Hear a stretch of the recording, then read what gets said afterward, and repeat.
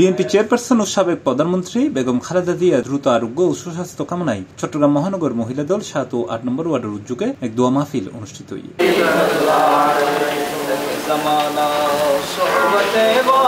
নগর মহিলা দলের সহ সাধারণ সম্পাদক জিন্নাতুন্নেসা জিনিয়ার সভাপতিত্বে নগরীর হিলবি আবাসিক এলাকার 7 নম্বর রোডত তার নিজস্ব বাসভবনত অনুষ্ঠিত এই মিলাদ মাহফিলত প্রধান অতিথি হিসেবে উপস্থিত আছেন চট্টগ্রাম মহানগর বিএনপির যুগ্ম আহ্বায়ক আরিউ চৌধুরী শাহিন। আমরা আমাদের সাবেক তিনবারের প্রধানমন্ত্রী mother of democracy Begum Khaleda Zia, উনি অসুস্থ, ওনার আশু রোগ মুক্তির জন্য আমরা এই মিলাদ মাহফিলের আয়োজন করেছি। আপনারা সেই 4টা থেকে এতক্ষণ যে ধৈর্য সহকারে যারা বসে আছেন তাদেরকে আমি জানি না আপনাদের এই ঋণ আমি কখনো শোধ করতে পারবো কিনা।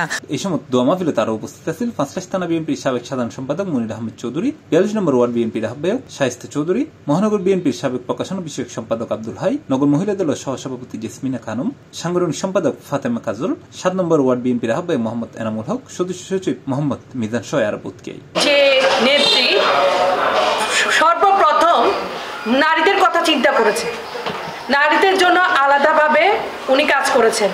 তা আমি আমার মা বোনদেরকে বিশেষ করে অনুরোধ করব, আপনারা প্রতিবারে আমাদের নেত্রী বেগম খালেদা জিয়াকে ভোটটা দিয়েছেন, এবারও শেষবারের মতো একজন মা হিসেবে, একজন বোন হিসেবে, একজন নেত্রীর জন্য, একজন মায়ের জন্য শুধু দোয়া করবেন। আর ধানের শীষের প্রতীকে ভোট দিয়ে যদি বেগম জিয়া যেন দেখে যেতে পারে তারেক রহমান বাংলাদেশের প্রধানমন্ত্রী। 3বার নির্বাচন করেছেন, আমরা আশা করব ওনাকে যেন অত্র এলাকা 3টি ওয়ার্ড থেকে এবারও নমিনেশন দেয়, আমরাও ওনাকে সাপোর্ট করব, ওনার পাশে আছি।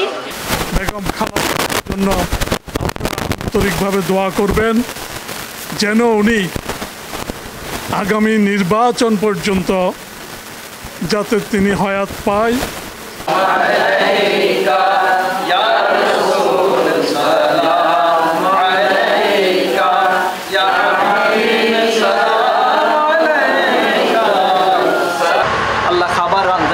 করতেন, যাবতীয় সমস্যার সমাধান করতেন।